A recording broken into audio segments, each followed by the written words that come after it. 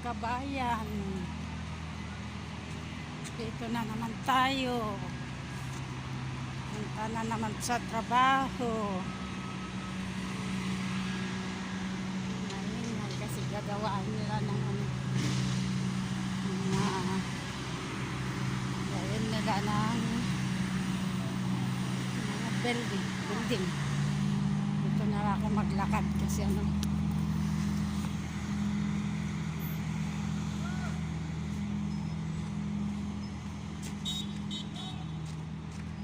dito tayo.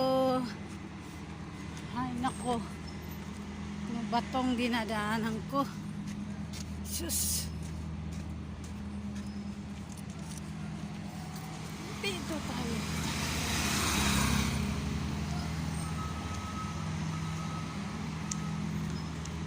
Tayo kakabsat.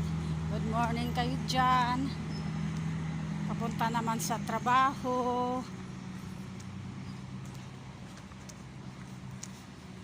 Maaga 6 to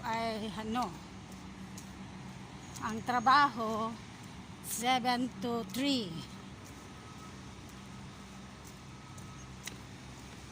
7 a.m. to 3 p.m. Saturday. Happy Saturday sa iyo, sa inyong lahat dyan, mga guy, mga kapatid, mga lola. Good morning, good morning. Tiis lang muna, Mirna.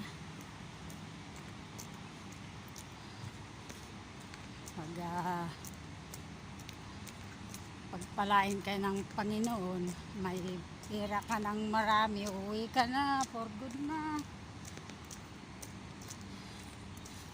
Bye bye Kuwait.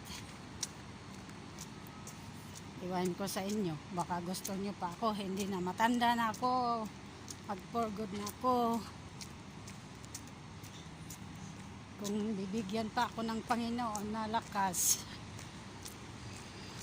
ng katawan, magtrabaho hanggang 2027 lang ako dito sa Kuwait. Inshallah, sabi ng Arabic. Inshallah. Totoo yan. Ilang birthday ko pang birthday ko na naman sa December 20, na naman ako.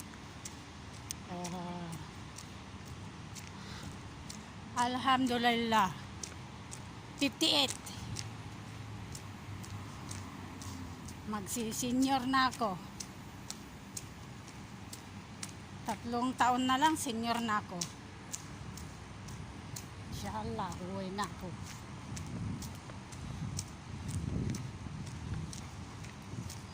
Tiisin ko na lang ang hirap dyan sa Pinas. Kukuha muna ako ng ko dito para matulungan ko yung mga anak ko. Kasi noon hindi ako nakatulong. Matagal na ako dito, hindi ako nakapagbigay ng tulong sa mga anak ko. Ayaw naman nila mag-aral. Diyos ko, na paano tong sapatos ko? Nakakahiya naman. Nasira na.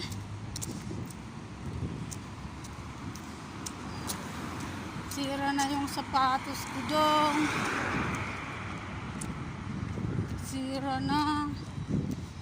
Hindi na anong nangyari sa sapatos ko?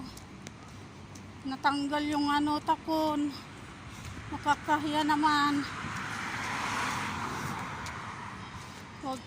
Wag ko nang tignan sa sakyan. Iuwi ko na lang yung sinilas ko doon kasi may sinilas ako doon na pang production. Tatanggal talaga. Malapit na ako dito, pwede akong bumalik pero mas yung balikan ko, mas malayo yung balikan ko kasi yung puntaan ko doon maghintay ng sasakyan. May chinilas naman ako sa production. Ano kayong gagawin ko? Baka hindi ako makarating doon sa ano. Ano naman to? Tinignan ko naman kanina bago ako makauwi. Makauwi, lumabas doon sa bahay. Hanggang dito na lang mga kapatid kasi sira yung sapatos ko, nakakahiya naman.